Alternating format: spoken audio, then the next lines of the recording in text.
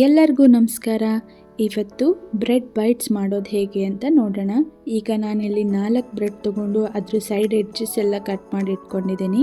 ಈಗ bread ಪೀಸಸ್ಗೆ 5 spoon ಮೈದಾ ಹಿಟ್ಟು ಹಾಕೊಳ್ಳೋಣ, 1 ಸ್ಪೂನ್ ರೆಡ್ ಚಿಲ್ಲಿ ಪೌಡರ್, 1 ಸ್ಪೂನಷ್ಟು ಅಜ್ವೈನ್ ಸೀಡ್ಸ್, ಹಾಗೆ 4 ಸ್ಪೂನಷ್ಟು ತುಪ್ಪ, ಹಾಗೆ ರುಚಿಗೆ ತಕ್ಕಷ್ಟು ಉಪ್ಪು ಹಾಕೊಳ್ಳೋಣ.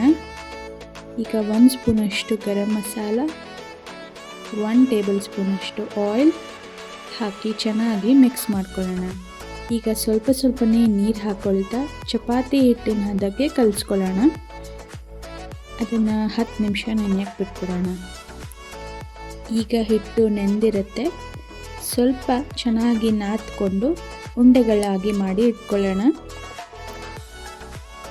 ಈಗ ಇದನ್ನು ಲಟ್ಟಿಸ್ಕೊಳ್ಳೋಣ.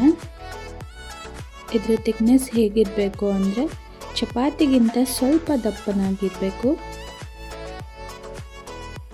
ಈಗ ನಾವಿಲ್ಲ ಇದನ್ನು ಡೈಮಂಡ್ ಶೇಪ್ ಆಗಿ ಕಟ್ ಮಾಡ್ಕೊಳ್ತಾ ಇದ್ದೀವಿ. ನೀವು ಯಾವ ಶೇಪ್ ಬೇಕಾದರೂ ಮಾಡ್ಕೊಳ್ಬೋದು, ನಮಗೆ ಯಾವ್ದು ಈಸಿ ಆಗುತ್ತೋ ಅದನ್ನು ಮಾಡ್ಕೊಳ್ತಾ ಇದ್ದೀವಿ.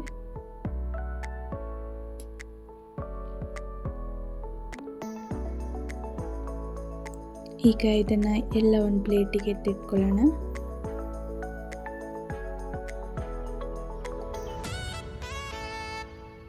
ನೋಡಿ ರೆಡಿ ಆಗಿದೆ. ಈಗ ಇದನ್ನು ಫ್ರೈ ಮಾಡ್ಕೊಳ್ಳೋ ಟೈಮ್.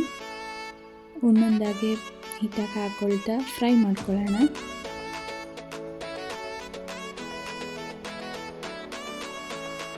ಗೋಲ್ಡನ್ ಕಲರ್ ಬರೋ ಹಾಗೆ ನಾವು ಇದನ್ನು ಬೇಯಿಸ್ಕೊಳ್ಬೇಕು.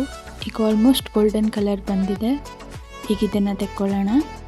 ನೋಡ್ತಾ ಇದ್ದೀರಲ್ಲ ಎಷ್ಟು ಬೇಗನೆ ಬ್ರೆಡ್ ಬೈಟ್ಸ್ ರೆಡಿ ಆಗ್ತಾ ಇದೆ ಅಂತ. ನೀವು ಕೂಡ ಈ ರೆಸಿಪಿನ ಟ್ರೈ ಮಾಡಿ, ಹಾಗೆ ಹೇಗೆ ಬಂತು ಅಂತ ಕಮೆಂಟ್ ಮೂಲಕ ತಿಳಿಸಿ. Thank you all.